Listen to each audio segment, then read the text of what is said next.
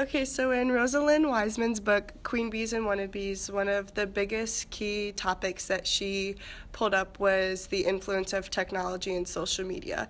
And she's actually written 3 different editions of this book. And as time has gone on, technology and social media have played a bigger and bigger role. And I even read an article that stated that if she were to rewrite this book, it would even look different than what her 3rd edition looks like, just because of how big of a role social media and technology has come into play into teen girls' lives.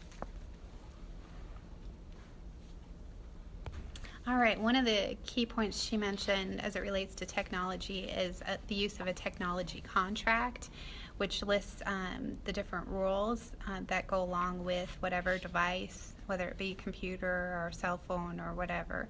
And so this may look different based on your family's needs and religious preferences, but it will list things like that if the student or the child, I guess, or the adolescent agrees to things like that they won't use their device to spread gossip, they'll only use someone's password and identity with their consent, they'll only sign someone up to a website with their consent, things like that. And so I think this is good to set the expectations of how the device will be used ahead of time, so that if there's any kinds of questions that come up later on, you can refer back to this contract that was signed by the child and the parents with this date.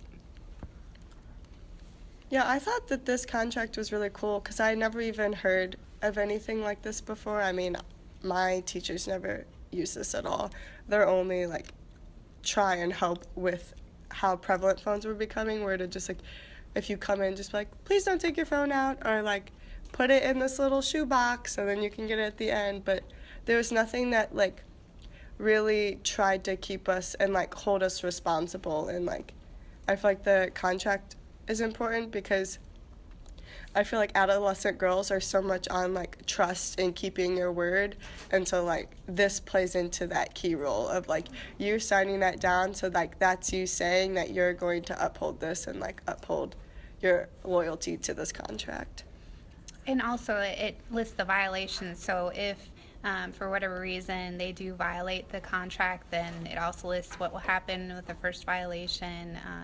Their privileges will end for this amount of time. The second violation, the privileges will end for this amount of time. So I think it's also good to list out the consequences if they don't reach the expectations of the contract. So I think if the contract is implemented both at home and at school, it would be beneficial because I just know, and I've been actually part of cyberbullying, and where text messages have got sent and pictures, and I just think as teachers we have to be careful because stuff does get around, and it even talked about even if one of your students in the class didn't put the information out there but forwarded it, it's still a violation of technology. So I just believe that we kind of have to be aware that this is another source of bullying and attacking others as well. So our next key topic is self-esteem, and in the book she highlights all the different roles that the girls take on at times. And what I thought was really interesting was when she addressed all the girls in the big group, she had mentioned raise your hand if you had gossiped about someone else before, and everyone would raise their hand, but they were really shy about it. And then she had them write down their opinions, whether or not they felt that this was true or not. And one of the girls said that popular people put other people down all the time. I know I'm part of a clique, but my clique was formed of the girls that were excluded and shunned. We like each other for who we are and not by our hair, looks, clothes, or popularity. These girls are my real friends. And I thought that was really interesting because these girls, their friendship formed kind of in response to the negative self-esteem that they had established due to the torment of like the queen bee's, group of friends, and this girl, it was like not about like, they like formed their friendship not based on their like, they didn't base their friendship on how pretty they were or what kind of shoes they wore, but it was more on like who they are as people, and in like return it kind of like lifted their spirits and like kind of healed the damage from what the like the cliquish girls kind of did to them. I was reading this article about like feminism and like the self-esteem of like young adolescent girls, and so it talked about with the passage of the Title IX in the 1990s, and just like with this new wave of feminism, it's like bringing this whole new like rise in self-esteem between young adolescent girls. However, some scholars have been cautious about this rewriting of girlhood as empowered. They have worried that the media portrayal of girls' success has belittled the complexity of girls' lives, particularly in making out the differences of race, ethnicity, social class, and sexual orientation. And so, essentially, even though like feminism has become like a very big topic, and a lot of people portray girls to be more empowered and have this higher self-esteem because of feminism, like the key problems are still there, and this feminism hasn't necessarily been able to change how girls view themselves and like where their self-esteem comes from.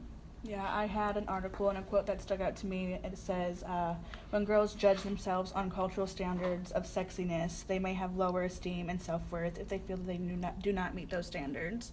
And then another article that I had emphasized that even more, but also emphasized the need of safe spaces in the school that are, I guess you could say, bully-free, free of peer pressure and freedom to be who you want to be. And I kind of agree with that, but also there is room for a line to be crossed and stuff like that. So I believe that even though it's an awesome idea, that we just have to be really careful with creating safe spaces, because ultimately we do want our students to be safe, to be who they are, so they can learn the best and so that we can understand them and how to help them. And I think one of the other things too is I read an article called The 5 Basics of Parenting Adolescents, and one of the things that's really key is that from the home, a lot of the self-esteem and things like that come from what's happening in the home. And so one of the things that they say as a strategy for the parents is to make sure you're complimenting and praising your teen when you see that they've done something well, that you're spending time together one-on-one as a family, that you encourage dialogue between your teen, and making sure that the teen knows that everything around them is changing, but that your love is consistent. And so I think that's important to their self-esteem and maintaining self-esteem, is that they're getting good accolades, I guess, at home, to prompt them to do well, and that they know they have support and love at home no matter what happens at school. Yeah, a lot of this book was geared towards like parenting and how to parent them. How do you guys feel like we can implement that like love that they need at home into the classroom as us as teachers? I know you're talking about this kind of like a fine line. Where do you guys feel like we can show them these things there? I think part of it is just this book discusses different roles that the girls play, as far as whether they're the queen bee or the banker or the messenger or the pleaser or whatever it is. As a teacher, identifying which role they are, so you know how best maybe to approach them in learning, in the learning environment. So I think it helps just an awareness of an identification and awareness of your students, and learning more about who they are and what role they play. I also think allowing the students to actually get to know who you are, and letting them be able to relate to you, and kind of just being a role model towards them might actually do some benefit to set like routines or expectations, so they can meet those expectations and feel better about themselves. Oh, I got a gold star today because I put my book in the right place, or because my teacher told me to do this and I know how to do this. I did this without being asked. I feel responsible today. Or Yeah, and you said that to creating safe place, and then seeing who you are, because students are watching you all the time, and they watch how you handle situations and how you respond to conflict, and whatever they see you doing, that's well, if my teacher's doing this or handling it this way, or they can sense the conflict or the tension between you and your coworkers, then they're gonna it's possible that they will take, whether it be good or negative communication skills or social skills that you're using with people that you're interacting with, and also handle situations with one another in a similar way.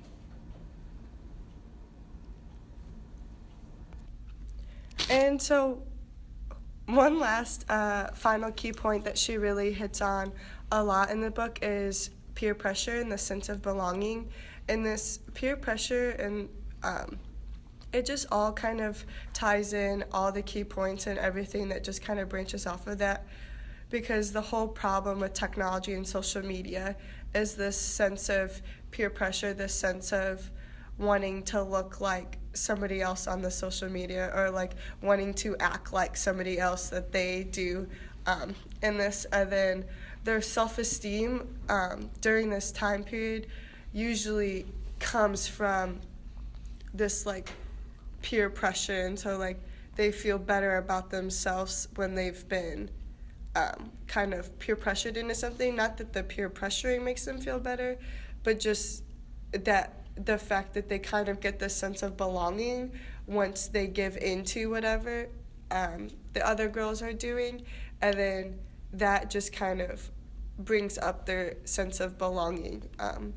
And their self-esteem may go down from that because they have been given into this pressure, and so it's just this huge scale weighting balance, and they all just kind of play into each other. And so that was one huge thing that just kind of branches off into the rest of the books. there's a quote in here, and it says, "Remember, it's never just about the shoes. It's about style, beauty, and image, and how they impact your daughter's relationship with the clique and her social position in her culture. In her mind, those shoes are the key to maintaining or gaining social acceptance or complete social destruction." So It's not about the shoes. right, it's just, I think just I think this quote says to me that the way a person looks is how they're going to be accepted. I have to be a size 2 to be on the cheerleading team. To get boys to like me, I have to be a cheerleader. So that's what that said to me, and that's what stood out most to me about this peer pressure, because I feel like it's everywhere. So. In an article that I read, it offered this idea of groupthink, to where people in a group will they'll adapt similar ideas and thoughts on the ways that they need to behave or dress or things like that. When one girl thinks one thing, then they're all going to follow, and try and think the same thing. But in this article, it said that political scientists often talk about groupthink as a spiral of silence, which is the idea that individuals are unlikely to voice opinions on issues if they feel like their opinion is the minority. And in all of the different roles that she just talks about in her book, whether it even be the queen bee at times, because there's one part she mentions that even the queen bee at times is not the queen bee, and it may not be the queen bee in another group of girls. And this groupthink, the spiral of silence, in every role you can see where each one of them feel pressure to keep silent in fear of the fact that, if I speak out against them, I could lose all the friends that I have. And in a sense, I'm pressured to go along with everything that they are doing just to belong to them.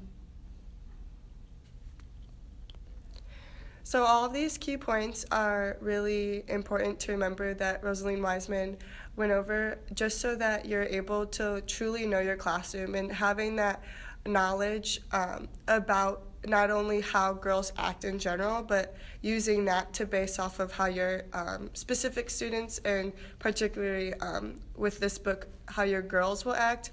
That will just allow you to have a better classroom environment as a whole, just maintaining this order and just keeping up on these different things that she has discussed about.